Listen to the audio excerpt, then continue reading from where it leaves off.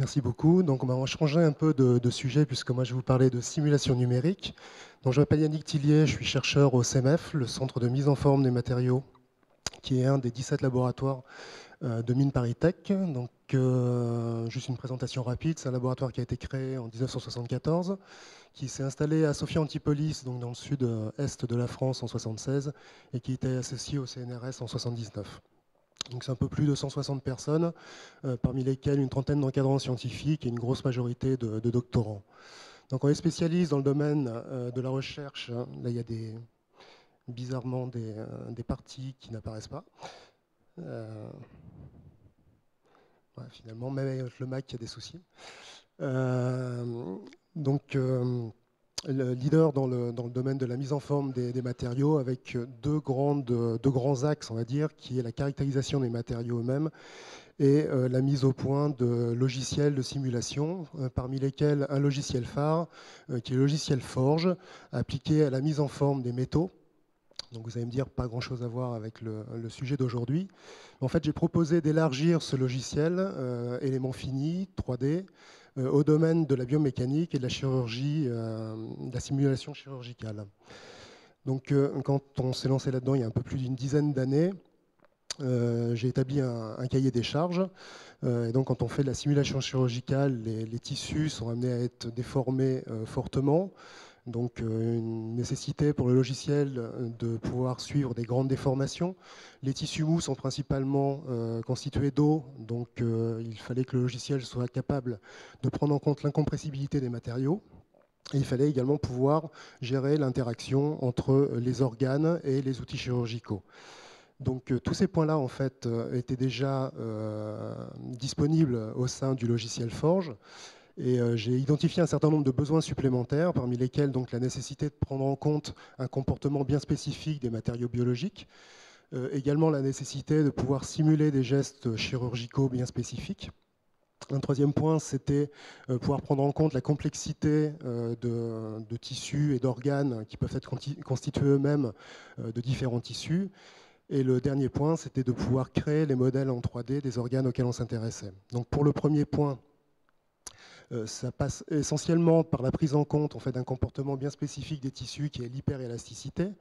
Donc ça s'est fait par le codage de lois de comportement, mais également de méthodes numériques spécifiques. Ces lois de comportement qui représentent le comportement des matériaux auxquels on s'intéresse, il faut également les identifier.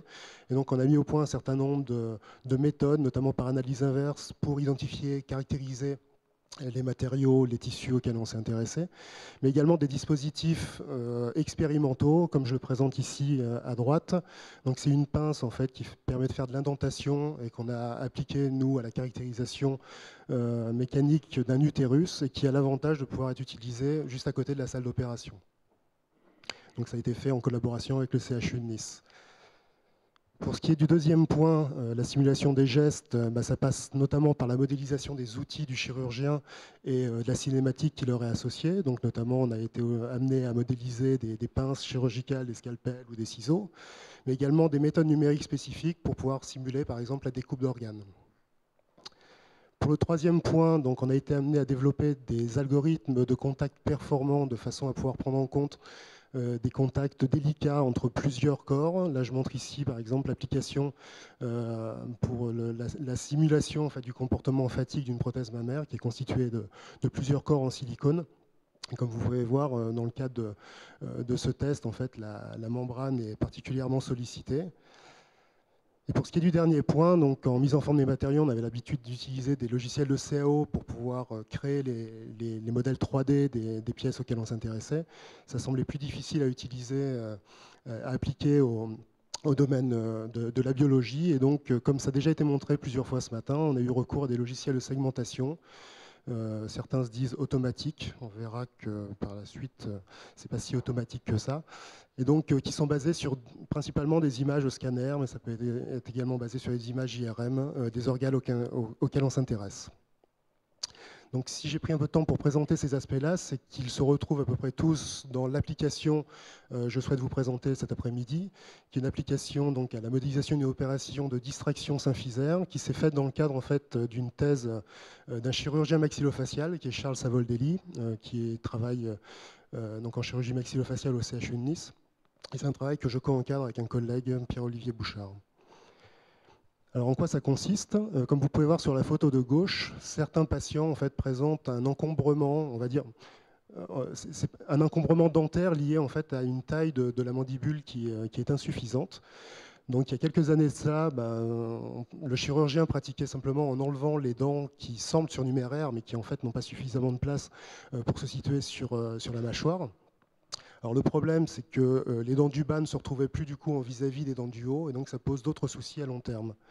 Donc il y a quelques années de cela, une nouvelle technique a été mise au point, qui s'appelle donc la distraction symphysaire, qui consiste à réaliser une coupure au niveau de la symphyse de la mâchoire, de la mandibule, et on adapte un appareil qui s'appelle un distracteur sur les dents, ou alors il y a également des ancrages osseux, ça dépend.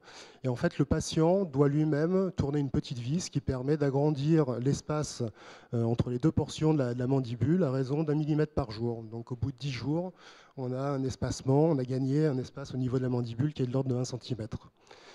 Et après, donc, on pratique simplement par orthodontie pour ramener les dents qui étaient derrière devant. Donc on a le droit de se demander quand même s'il n'y a pas des risques de douleurs associées à cette technique à plus ou moins long terme, d'autant que certains patients se sont plaints de douleurs chroniques au bout de quelques années. Et donc pour vérifier cela, les chirurgiens aimeraient bien avoir des capteurs à placer au niveau de la jonction temporomandibulaire, au niveau de l'articulation. Malheureusement, les capteurs en eux-mêmes risquent de perturber la mesure, et puis bon, c'est pas facile à placer. Donc nous, on s'est tourné vers une autre solution, qui est la solution d'utilisation de code éléments finis. Donc, comme ça a déjà été montré ce matin, nous sommes partis d'images médicales et nous avons réalisé donc, de la segmentation à l'aide d'un logiciel pour pouvoir construire petit à petit l'ensemble des pièces qui nous intéressent dans notre modèle complet de la mâchoire. Donc, comme je disais tout à l'heure, ça n'a d'automatique que le nom et il faut avoir des bonnes connaissances en anatomie de façon à pouvoir identifier là, ce qui est en rouge ici et qui correspond en fait au disque articulaire. Donc on a fait ça pour l'ensemble des pièces au niveau du crâne, des tissus qui sont susceptibles d'entrer en jeu au cours de cette simulation. Alors ce qu'on obtient à gauche, c'est une pièce donc, obtenue directement après le traitement donc, par le logiciel de segmentation. Comme vous pouvez voir, il est relativement perturbé en surface, donc généralement ça nécessite un nouveau travail de la pièce au niveau, pour obtenir un maillage beaucoup plus lisse en surface. Alors, il faut savoir qu'on est parti, comme il s'agissait d'un sujet sain, on est parti d'imagerie médicale standard. Comme vous pouvez voir ici sur deux photos qui correspondent à un même morceau d'os, on n'obtient pas du tout le même résultat avec de la microtomographie qu'avec un scanner standard. Donc en fonction de l'imagerie qu'on va utiliser, on n'aura pas forcément la même précision. Donc on a introduit petit à petit les différents éléments, à l'intérieur de notre modèle. Donc en commençant par les disques, je vous ai montré tout à l'heure, les différents tissus de connectivité. Il y en a un certain nombre donc, qui permettent de relier, de maintenir le disque en place et puis de le relier aussi bien au niveau de la mandibule qu'au niveau du crâne. Donc il y a un certain nombre de tissus. À la suite de ces tissus de connectivité, on a intégré également la partie de l'os, le crâne. Tout d'abord, oui, il a son importance. Donc à l'intérieur du logiciel complet. Ensuite, on a intégré l'os spongieux qui est à l'intérieur de la mandibule, comme vous pouvez voir ici. Et également donc la mandibule, l'os cortical de la mandibule. Et on a également intégré les dents maxillaires et les dents mandibulaires à notre modèle. Donc on se retrouve avec un modèle complet qui, contrairement donc à ce qu'on trouvait au départ dans la littérature, est un modèle donc à la fois qui prend en compte à la fois le disque gauche et le disque droit. Beaucoup travaillaient avec des symétries. Dans notre cas, on a utilisé la symétrie naturelle. On verra sur les résultats que ça a son importance. Et donc le modèle complet est composé d'un peu moins de 400 000 tétraèdres. Donc une fois qu'on a intégré les différentes pièces, on a appliqué également un certain nombre de muscles qui sont utilisés dans la mastication. Donc ils sont au nombre de 6. On a intégré également les lois de comportement dont je vous ai parlé en introduction, certaines qu'on a identifiées par nous-mêmes par analyse inverse et d'autres en se basant sur les données de la littérature. Et dans un premier temps, donc, nous avons réalisé l'opération de distraction, comme je vous l'ai indiqué tout à l'heure, et pour remplacer l'os qui a été créé automatiquement, qui normalement est créé tout au long de la distraction. Là, on a intégré le cal osseux de façon manuelle. Donc vous avez à gauche le modèle avant distraction et à droite le modèle après distraction. Donc on a réalisé un certain nombre de simulations pour montrer donc, les mouvements de mastication avant et après distraction.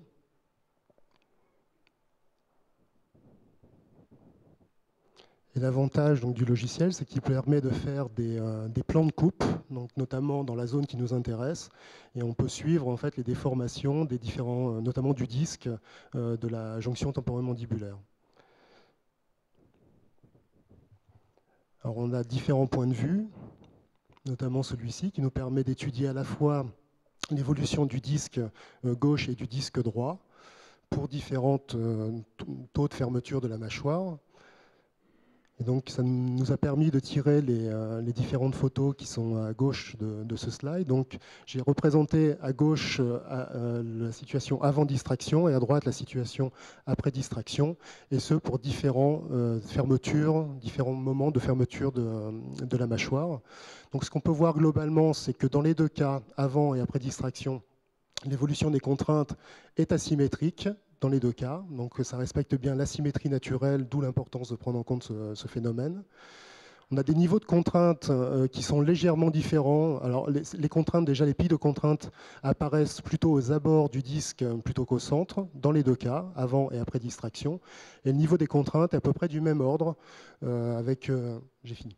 Donc à peu près du même ordre, on ne dépasse pas 1 mégapascal en fait avant et après distraction. Donc cette information nous permet de conclure que ça ne permet pas d'expliquer en fait l'apparition d'éventuelles douleurs chroniques.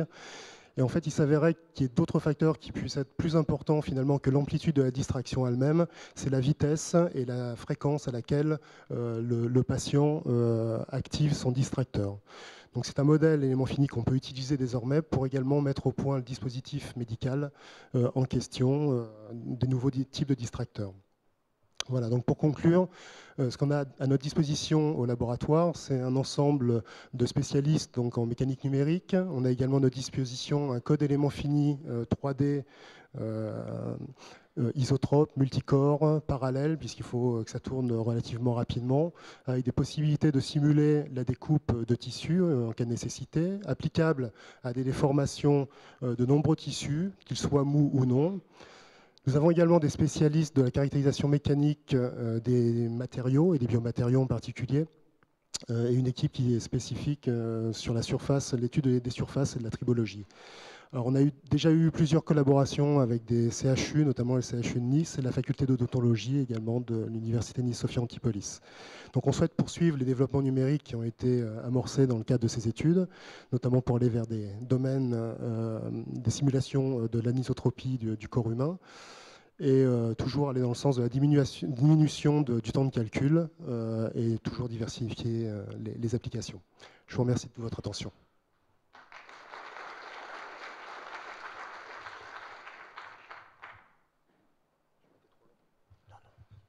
Merci.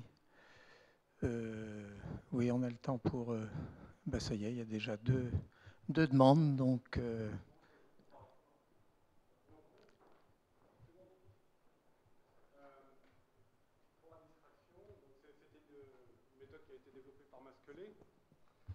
mais je me pose une question à propos de la douleur chronique.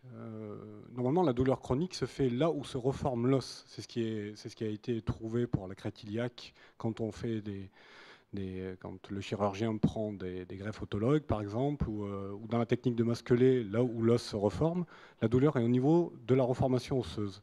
Pourquoi est-ce que vous voulez étudier ce qui se passe au niveau de la mâchoire pour expliquer une douleur chronique? Alors moi, je ne suis pas médecin, hein, je suis plutôt l'aspect numérique. Donc Charles Savoldelli, qui est la personne qui a fait réaliser cette étude au laboratoire, lui, il est chirurgien maxillofacial et visiblement, il a été confronté à ce type de problème. Visiblement, des patients, je pense qu'au niveau de la douleur, justement, avaient du mal à localiser d'où pouvait venir cette douleur. Et il y a eu un certain nombre de papiers qui faisaient référence à des douleurs localisées au niveau de la jonction temporomandibulaire elle-même. Après, avec ce logiciel, là, je ne l'ai pas montré parce qu'on n'a pas suffisamment de temps, mais on a la possibilité également de modéliser les contraintes à l'intérieur de l'os. On n'a pas pris encore en compte le remodelage osseux, ça c'est la prochaine étape. Mais au moment de la distraction elle-même, on voit également apparaître des pics de contraintes au niveau de la mandibule elle-même. Merci. Dernière question. Oui, vous avez présenté là tous les trois de beaux exemples de recherche. Ce serait intéressant de voir où vous en êtes du point de vue de la valorisation, du transfert, de la protection de savoir-faire, etc. Vous savez comme moi que les exemples qu'on a vus, là, on pourrait les multiplier par 10, 20, 30. Et donc, à travers vos trois exemples, ce serait intéressant d'avoir une idée de la manière dont vous voyez l'évolution des choses après pour la valorisation. Alors, je peux peut-être commencer vu que j'ai le micro. Sur cet exemple-là, je n'ai pas d'application directe, si ce n'est la prochaine étape qui va consister à mettre au point de nouveaux types de distracteurs qui soient plus petits, industriels. Donc j'ai présenté une des applications qu'on a réalisées au laboratoire, notamment sur les prothèses mammaires, donc qui n'ont pas bonne presse actuellement, mais ce n'était pas avec la société en question. Et les développements qu'on a fait au niveau numérique ont permis d'améliorer les gammes de prothèses, notamment en termes de déformation. Un industriel était venu nous voir, il avait des problèmes de plis, d'apparition de plis sur sa prothèse. Et grâce à la simulation numérique, on a pu non seulement identifier la source de ces plis, mais en plus les modifier et proposer une solution de façon à ce que ces plis disparaissent. Donc ça a été appliqué dans le cas de cet industriel. Donc, pour poursuivre, pour les en ce qui autres. concerne le premier exposé, donc sur les aspects chirurgie orthopédique naviguée, les résultats du laboratoire sont valorisés au travers de la création de deux sociétés, une spécialisée dans les ostéotomies tibiales supérieures du genou, excusez-moi c'est un peu technique, et l'autre spécialisée en chirurgie de l'épaule, qui est une chirurgie qui commence à devenir très importante et qui est très délicate. Donc les entreprises sont dans une phase encore de développement de produits, ils n'ont pas encore mis leurs produits sur le marché, mais les perspectives sont bonnes à court terme. Pour ce qui concerne les sujets que j'ai présentés sur la radiothérapie guidée par l'image, là on est plutôt en partenariat avec des grandes entreprises, en particulier Siemens et General Electric. Il y a des transferts de technologies qui ont été faits dans ces directions-là.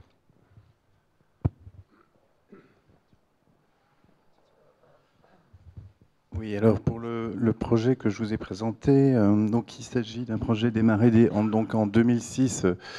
Il y a eu en fait deux projets FUI, donc il y a déjà deux partenaires industriels dans le consortium. Et donc toute la partie instrumentation manuelle n'existait pas au démarrage. Et donc depuis 2 ans, ce sont des produits marqués CE au catalogue du fabricant d'endoscope. Et donc on est au stade où j'ai montré le prototype robotique de laboratoire, donc sur lequel on a déposé 3 brevets pendant le cours du projet. Et actuellement, on est dans la phase réalisation d'un dispositif utilisable sur l'animal, parce que ce que j'ai montré n'est pas, on ne peut pas le nettoyer, donc on ne peut pas l'utiliser en chirurgie. Et donc logiquement, on devrait être dans les essais in vivo déjà et clinique dès cette année. Alors la suite pour le volet robotique en termes d'industrialisation, bon, ça va dépendre évidemment de la volonté du partenaire industriel. Sinon, par ailleurs, on a l'expérience au laboratoire puisqu'on a un projet que je vous ai présenté, mais qu'on a valorisé l'année dernière d'une réalisation robotique avec lequel on a créé une start-up et un consortium avec des entreprises alsaciennes pour la commercialisation. Bon, disons que c'est un processus long. Hein. Le cycle, c'est à peu près 10 ans quand même entre la recherche et le produit utilisé en clinique. Hein. Donc, c'est aussi long que le médicament. Bien, merci. Je crois qu'il faut qu'on s'arrête. Les discussions pourront se poursuivre au moment de la pause autour des posters.